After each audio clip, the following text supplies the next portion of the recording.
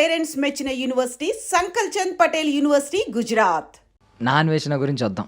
ఏంటి ఇప్పుడు నాన్ వేషన్కి మీకు ఏంటి ఎప్పుడైనా ఈ సందర్భాలు కలిసిన సందర్భాలు మాట్లాడిన సందర్భాలు?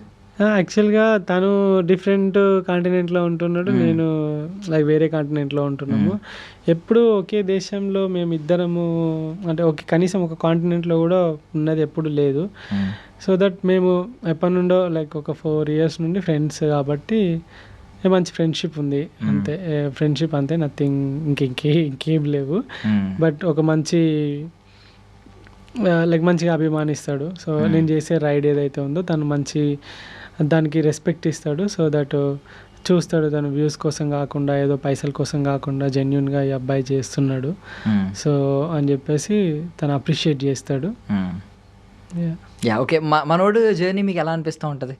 మనోడు కూడా చాలా ఒక ఫెయిల్యూర్ నుంచి వెళ్ళాడు. వెళ్ళిన తర్వాత కాకపోతే డిఫరెంట్ కొత్త జానర్స్ మనోడు కూడా ఎక్స్ప్లోర్ చేసి మీరైతే స్టిక్ ఆన్ అయ్యారు, ఒక దానికి స్టిక్ ఆన్ అయ్యి వెళ్తున్నారు. మనోడు అవసరమైతే కాంట్రవర్సీలు లేవనెత్తుతూ ఉంటాడు, వాళ్ళని వెళ్ళి తిడతాడు, బూతులు మాట్లాడుతూ ఉంటాడు.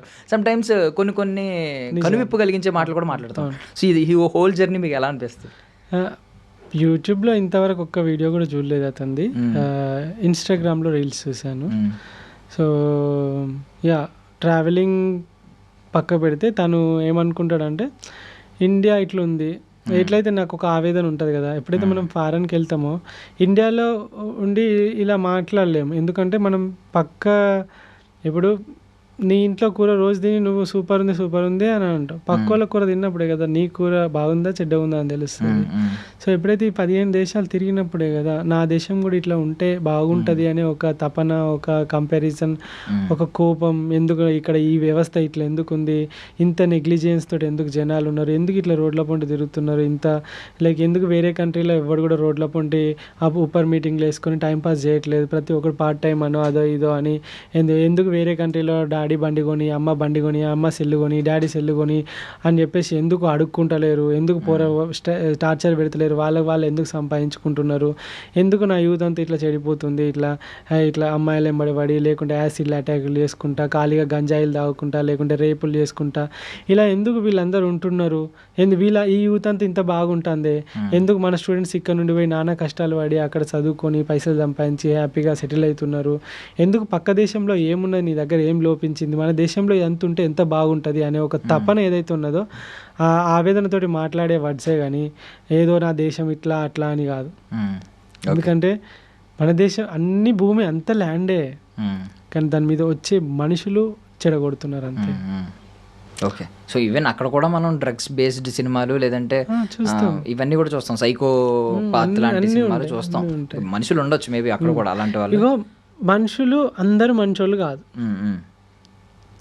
మనుషులలో చెడ్డోళ్ళు ఉన్నారు, మంచోళ్ళు ఉన్నారు, అన్ని దేశాలలో ఉన్నారు. అదే. సో ఇప్పుడు ఇండియన్ హెరిటేజ్ అంతటిని మీరు ఎక్స్ప్లోర్ చేసినప్పుడు ఏది మిమ్మల్ని బాగా షాక్ చేసింది, అంటే ఇది ఉందా భూమి మీద అని అనిపించింది? మేఘాలయ అసలుకి చాలా బ్యూటిఫుల్ స్టేట్. మీకు తెలుసో లేదో, ఇండియా ఒక్కటి మిగతా 190 సంథింగ్ 6 దేశాలు అవన్నీ 195 దేశాలు ఒకటి తెలుసా? ఎందుకంటే ఒక భూమి మీద ఏమేమి ఉంటుంది, మంచు ఉంటుంది, ఎడారి ఉంటుంది, సముద్రాలు ఉంటాయి, అడవులు ఉంటాయి, అంతేనా కదా? ఇండియాని చూసుకుందాం, కింద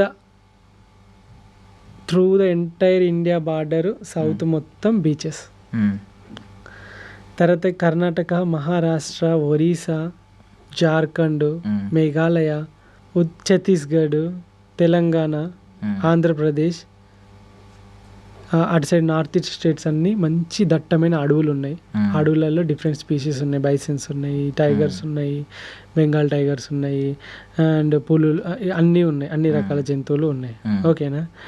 పైనకి వెళ్తే మంచుతో కప్పబడిన ప్రదేశాలు, మనం లదాఖే చూసుకోవచ్చు, ఉత్తరాఖండే చూసుకోవచ్చు, హిమాచల్ ప్రదేశ్ చూసుకోవచ్చు, ఇటు నేపాల్ సైడ్ చూసుకోవచ్చు, ఇటు మన పైన సిక్కిం చూసుకోవచ్చు, అటు అరుణాచల్ ప్రదేశ్ చూసుకోవచ్చు. ఇవన్నీ ఏంటి, మంచుతో కప్పబడిన ప్రదేశాలు, మంచి స్నో క్యాప్డ్ మౌంటైన్స్ ఉన్నాయి మనకు.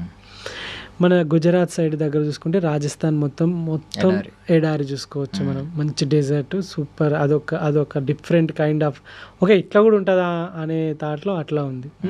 లెఫ్ట్ ఎడారి, రైట్ 365 రోజులు వర్షం పడే అడవులు, కింద మడ అడవులు అండ్ మంచి మంచి బీచెస్ సూపర్ గోవా కానీ గోకర్ణ కానీ మన ఈ మురుదేశ్వర్ కానీ కేరళ బీచెస్ కానీ ఇటు తమిళనాడు బీచెస్ కానీ ఇటు సైడ్ ఒడిస్సా దగ్గర వెస్ట్ బెంగాల్ అటు దాకా బీచెసే ఉన్నాయి, ఇటు మహారాష్ట్ర గుజరాత్ దాకా బీచెసే ఉన్నాయి, పైన రాజస్థాన్కి టచ్ అయ్యేదాకా బీచెసే ఉన్నాయి.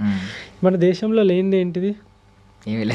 అన్ని ప్రపంచ దేశాలు అన్నీ కలిపితే మన దేశం ఒక్కటి. సూపర్. కానీ మన దేశంకి టూరిజం తక్కువ. ఎందుకు? Because of people.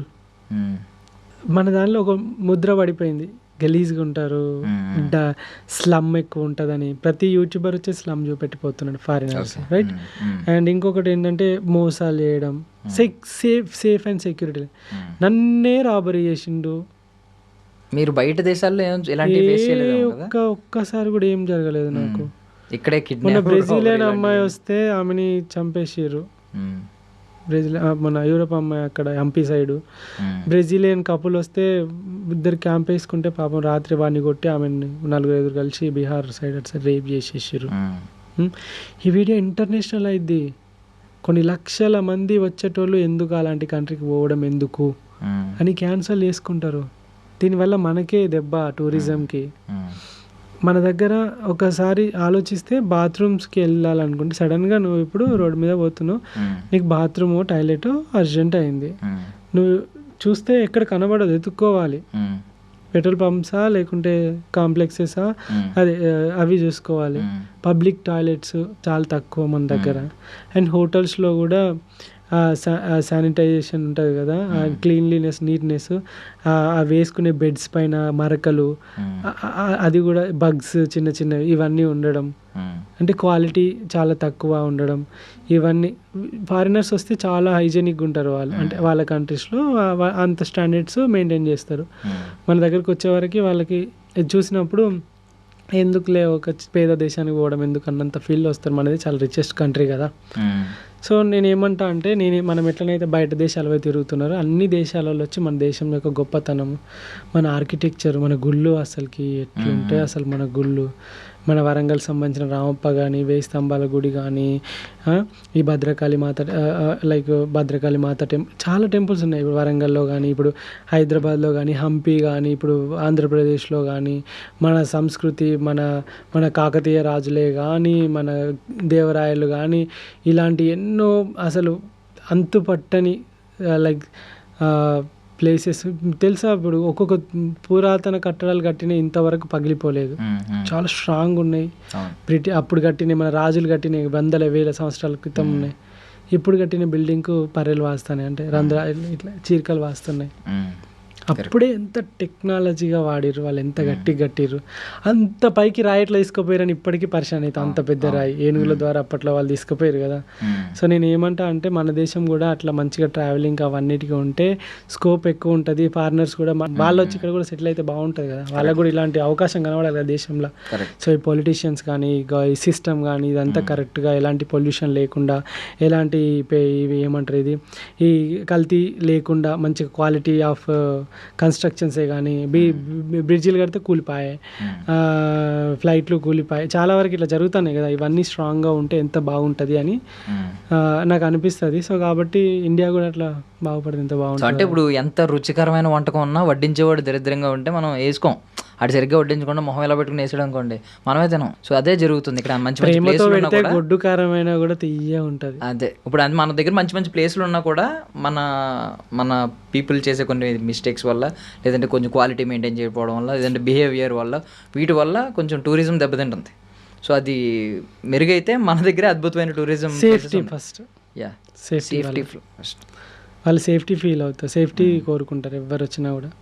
నీ కడుపు మోషన్స్ అయినా లేకుంటే నీ శానిటైజేషన్ అది ఇది లేకుండా అడ్జస్ట్ చేసుకుంటావు, కానీ ప్రాణమే ఉండదంటే కరెక్ట్ రానే రావు కదా. అది సో పరుగు సినిమా చూసుంటారా? పరుగు అని ఒక సినిమా వచ్చింది అల్లు అర్జున్. చూసే సో అందులో జయసుధ గారు ఒక డైలాగ్ ఉంటుంది అనమాట, అల్లు అర్జున్ గారిని అంటది, ముట్టికిన చక్రాలేసి పుట్టేదో అని. సో మీరు అలాగే ఉంటారు బేసికల్లీ. ఇప్పుడు కొంచెం పాజ్ తీసుకున్నారంటే ఏదో పెద్ద రూట్ మ్యాప్ రెడీ చేసుకుంటున్నారు.